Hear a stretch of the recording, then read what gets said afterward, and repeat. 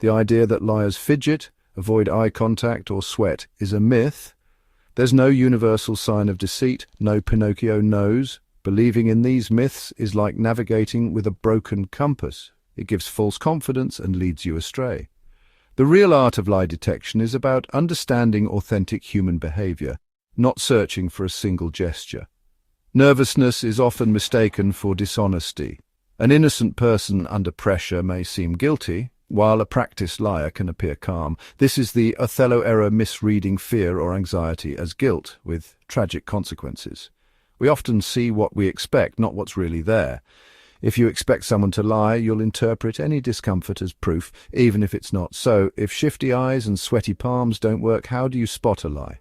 The answer: look for changes in behavior, not universal signs. Effective lie detection means observing how someone acts when relaxed and truthful, their baseline. Only by knowing what's normal for someone can you spot what's abnormal. This shift from stereotypes to individual changes is the foundation of real science-backed lie detection. Let's move beyond myths and focus on what actually works. Let's break down the most persistent myths about lying. Myth 1: liars avoid eye contact. In reality, some liars overcompensate and stare intensely. In some cultures, avoiding eye contact is respectful, not deceptive. Myth 2: liars fidget. Fidgeting is more often a sign of anxiety or boredom, not dishonesty. Myth 3: nervous laughter or smiling means someone is lying. These are often just stress responses. Myth 4: liars use more speech fillers like or Many honest people use fillers, especially when thinking. None of these behaviors are reliable indicators of lying. These myths are lazy shortcuts that distract us from careful observation. The truth is, anyone, calm or anxious, can lie or tell the truth. Real detection requires looking past stereotypes to actual behavioral changes. To spot a lie, understand what happens in the brain when someone deceives. Telling the truth is easy. You just recall a memory. Lying is mentally taxing. You must suppress the truth, invent a story, and keep it consistent. The liar must also monitor their own behavior and the listener's reactions all at once. This creates intense cognitive load. The brain is juggling two realities, the truth and the lie. This mental strain is the liar's weakness.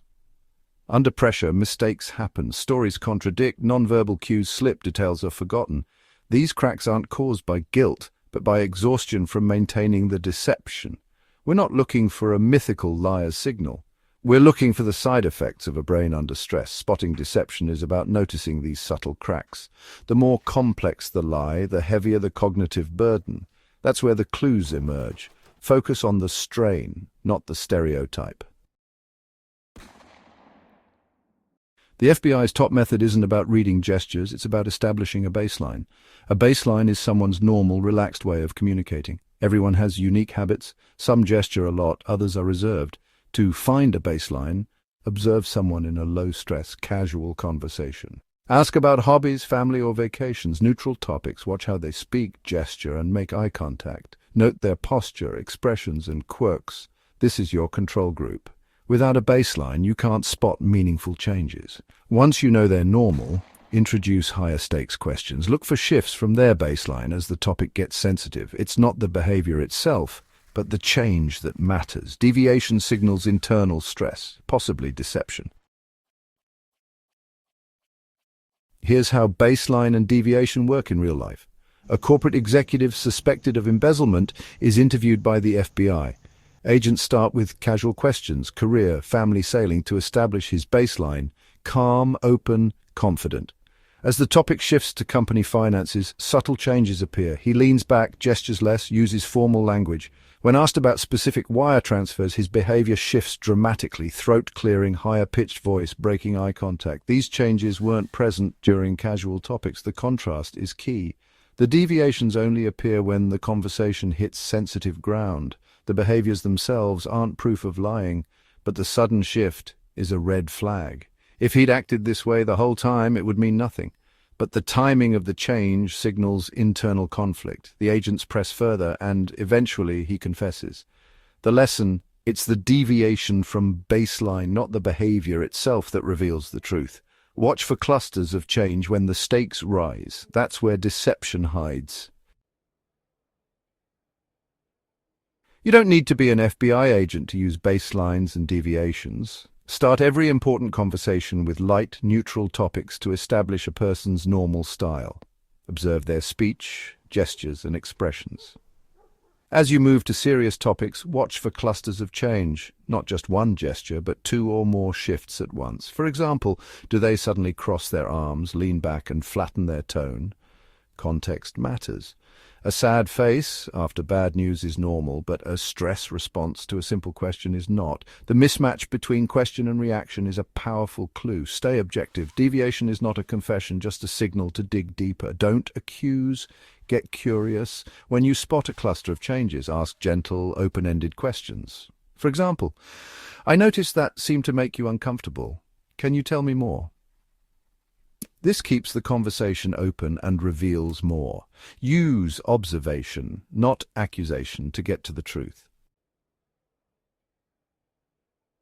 Beyond body language, microexpressions offer subtle clues to hidden feelings. These are brief, involuntary facial expressions, flashes of true emotion lasting fractions of a second.